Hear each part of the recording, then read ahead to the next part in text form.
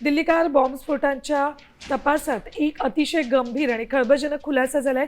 सूत्रांच्या माहितीनुसार ज्या हुंदाई i20 कारमध्ये स्फोट झाला होता ती अनेक वेळा विकली गेली होती। त्याचं पुलवामा कनेक्शन देखील समोर येते। या स्फोटात 11 जणांचा मृत्यू झाला आणि 30 जण जखमी झालेत। तपास यंत्रणांना असं आढळलंय की ही कार i20 कार अनेक वेळा खरेदी विक्री करण्यात आली होती। सर्वात चिंताजनक बाब म्हणजे ती पुलवामातल्या रहिवासी तारिकला विकली होती।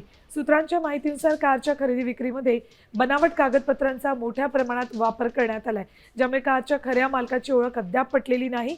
या फसवणुकीमुळे स्फोटाच्या कटात सहभागी असलेल्यांच्या हेतूबद्दल गंभीर प्रश्न उपस्थित होत आहेत।